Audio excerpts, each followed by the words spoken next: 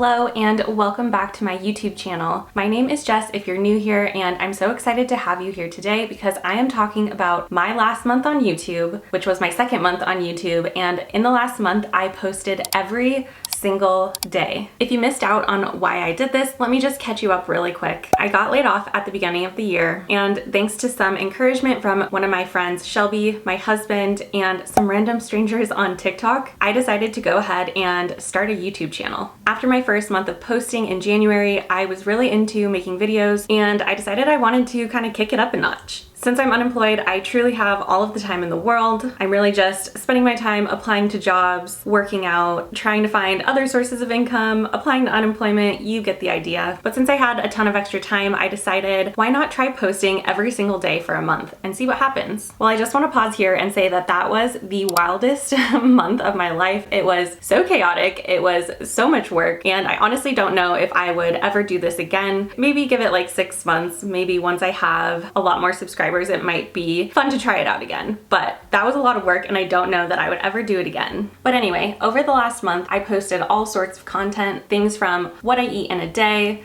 my workouts, to things like book reviews, YouTube tips, healthy recipes, getting ready with me, and way more. If you're curious to check out any of those videos, I did make a whole February challenge playlist on my YouTube channel. So with that being said, I wanted to share how this February challenge went, what happened, what I learned, and more. So I'm gonna actually head over to my computer and dive into my YouTube analytics with you. After I dive into my analytics, I'm gonna share my 5 major learnings that I found from doing this challenge. So if you're a YouTuber as well, you might wanna stick around for that part, and I will add timestamps in the description box in case you want to skip ahead to a certain part of this video.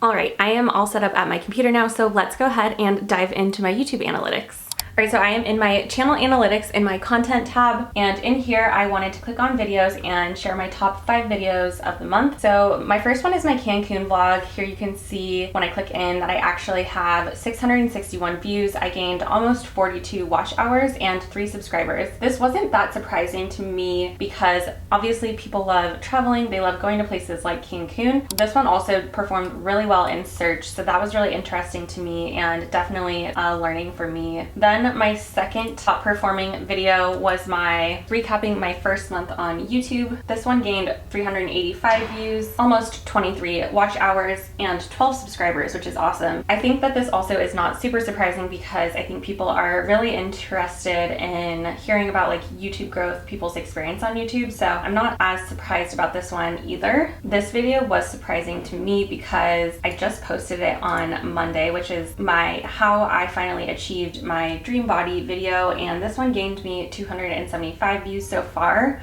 Again, I just posted it on Monday, so that's a lot for me, definitely. Almost 11 watch hours and so far 3 subscribers. The other video worth mentioning is my productive self-care Sunday. This one did really well at the beginning as well and has kind of slowly been increasing more over time. It's gained me 263 views, 12 watch hours, and 8 subscribers. There were also a few other kind of full days of eating that did pretty well for me as well. This one, 227 views. The watch time hours was definitely higher, which is awesome, and also 2 subscribers.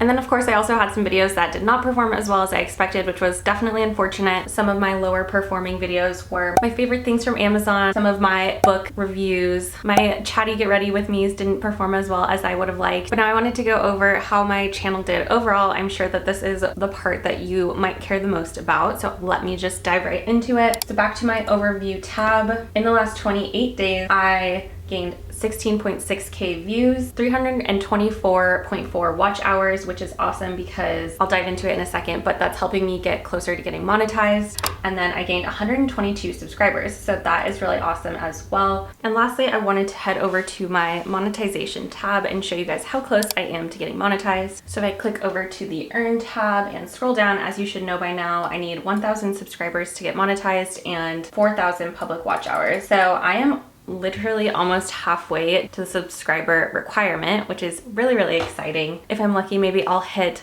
500 subscribers this month in March, but I do need to work a lot on getting my watch hours up. I'm only at 500 public watch hours for the year so far, but I think that's definitely something I'm going to try and work on, is figuring out how to increase my watch hours. Also, if there's an analytic that I didn't show you, please let me know in the comments. I'm happy to dig it up and let you know the answer to whatever question you might have on how my February challenge went. But now I wanted to share my 5 major learnings from posting every single day in the month of February. So if you're a YouTuber like me, you might find this really, really helpful. Or if you're not a YouTuber, you might just find this really interesting too. All right, so the first learning is that clickability is king. And by this, I mean exciting, clickbaity thumbnails and titles for your videos. Especially if your goal is to get more views on your videos, I think that this is the most important thing, more than the subject of your video or the actual quality of the content itself. Personally, I think some of my full days of eating and my Q&A are both like really, really entertaining and exciting videos. I feel like I did a really good job editing and that type of thing. But you know, my Q&A, for example, doesn't have a super clickable title. It doesn't have a super clickable thumbnail that would make a random stranger on the internet want to click into it. However, my How I Got My Dream Body video did really, really well right after I posted it, and I think it's because it had a really enticing thumbnail and title. So if you're really looking to get more views on your videos, thumbnails and titles are going to be the most important thing. All right, so my second learning is that in order to increase my watch hours on my channel and ultimately get monetized, I'm going to need to increase my watch time on my actual videos. Obviously, the other way to increase watch hours is more views. If you can find a balance between watch time per video as well as number of views, then I think that that's what's really going to help me ultimately reach that 4,000 watch hour requirement in order to get monetized. Right now, my average watch time on my channel is 3 minutes and 11 seconds. So my goal for March is going to be to get that up to 3 minutes and 30 seconds. All right, so my third learning is that search is definitely not dead. I figured this out with my Cancun vlog. So that vlog definitely started out pretty slow. It was not one of my top performing videos, but I posted that towards the beginning of the month, and it has just continued and continued to get views, and they're all attributed to search. People are searching for the resort that I stayed at. They're searching for the place that I went to. So search is definitely not dead. Obviously, it's hard to go travel to cool, luxurious locations all the time, especially if you're doing YouTube on the side. But I do think that that helped me realize that there are other ways that you can try and incorporate high search terms into your YouTube content and YouTube titles. So one thing that I want to try and incorporate is to do something that people might be searching for. For example, maybe doing like the Hard 75 challenge. People might be searching for a video on your experience doing the Hard 75 challenge. That's just an example, but the overall point in this one is that search is not dead, and I am going to try and continue to make videos that are definitely searchable, that people are looking for when they come to YouTube. All right, so my fourth learning from posting every single day in the last month is that the more I change up my angles, change up where I'm talking, sometimes it's maybe in my office with my computer in the background, sometimes it's on the bed, sometimes it's downstairs. When I'm doing my full days of eating, I change up from kind of a front angle to a close-up of my hands actually cooking and things like that. So changing up the video angle and some of that kind of really helps keep my video interesting, keeps it entertaining, and hopefully keeps the audience's attention a little bit longer. So what I want to implement now is to continue to do this, but do it better. I want to learn from other YouTubers and see what they're doing in order to make it more interesting and exciting when people are watching their videos. Also be a little bit more creative in my B-roll footage, so the way that I'm kind of like cutting in different clips.